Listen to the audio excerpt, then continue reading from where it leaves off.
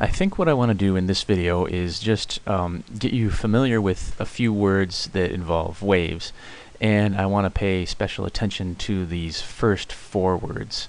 Let's see, emit, transmit, absorb, and reflect.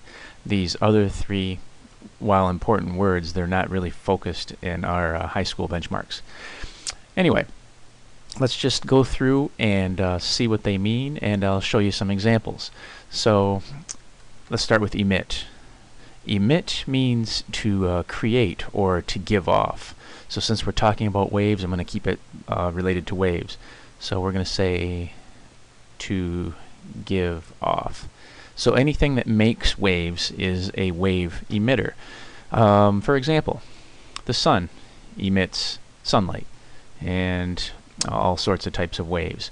Or a glow stick emits light. Or a speaker. It doesn't emit EM waves, but it emits sound waves.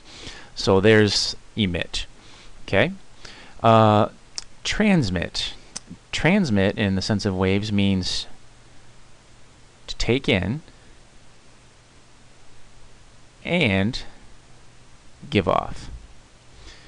So something that lets waves pass through it is a transmitter. As an example, a window. You look through a window, the light waves come in through the glass and then they pass through the glass. That the window is transmitting those waves through it.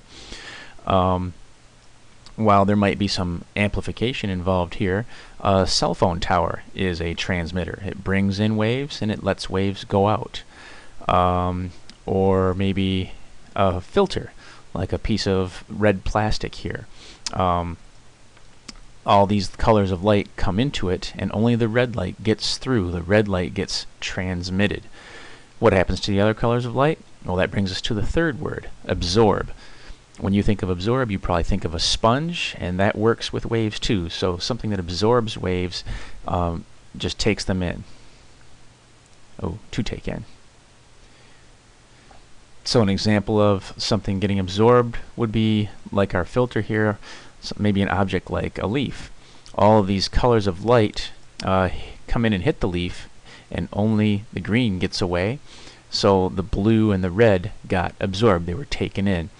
Or to go back to sound again, sometimes rooms will have this stuff on the walls or in the ceiling.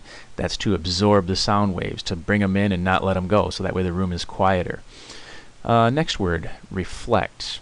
Reflect, in wave speak, reflect is just to bounce off. Okay, so waves bouncing off, like shining a light on a mirror. The light comes in, the light bounces off. That bouncing is called reflection. If it's nice and tidy like this, you can see an image. But if the wave gets scattered all over the place, then you couldn't see your image in it. Or maybe this. You look at a cat's eyes, and the cat's eyes reflect some light. They have a special membrane in the back of their eye. Kind of gives them the chance to see light twice. So when the light reflects back through their eye the second time, we see it, and their eyes glow kind of weirdly. So that's reflect. Refract is when waves turn because their speed changes in a new medium. To keep it short and sweet here, for refract, I'm going to write when waves turn. Trying to keep it to just a few words here. So refraction is when, how about with glasses? You're looking through glasses and you see this nice image of a city in the distance. Without the glasses, it's all blurry. That's because the glasses take the light and they bend it, they turn it in a way that your eye needs it. What does your eye need? Well, your eye needs the light to come in and get focused on the back of the eye, and the lens in your eye is a refractor. It takes that light and bends it. And here's another example that you hear often. You look in a glass of water and a pencil or a straw or something looks like it's broken or bent, and the reason why is because light is faster in the air and slower in the water and in the glass, so it bends the light as it goes through. Let's see, not as it goes through, but as it goes in and comes out. Interference. How about this? Interference is when waves affect each other.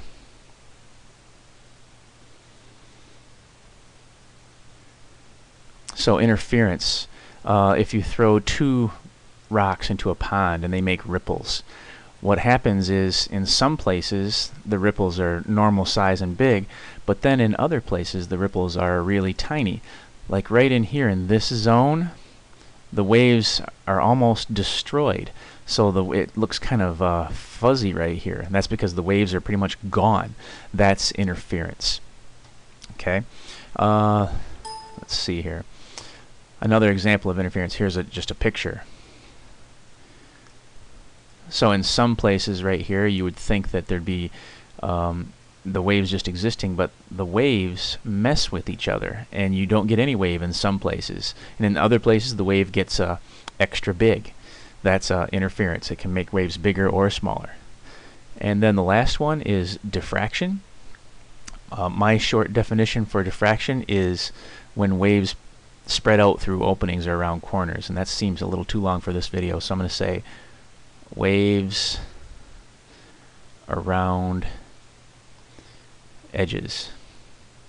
And just as to expand on that a little bit, let's say you've got this kind of a little inlet here in an ocean, and waves are coming in from the sea, and what do you see? If you were right here on the beach, according to you, all the waves appear to you as if they were coming from this opening right here. So a wave could have come in from the sea, and you would say, well, it looks to me like it's coming right from that opening. And that is diffraction. Kind of spelled out a little bit differently. Here it is like as a graphic. And I'm running out of room here. What do? I don't know what I'm going to do. But waves come in through this opening here. They're coming from left to right. And once they go through this opening, they spread out around those edges, and they look like they just started right here at the opening.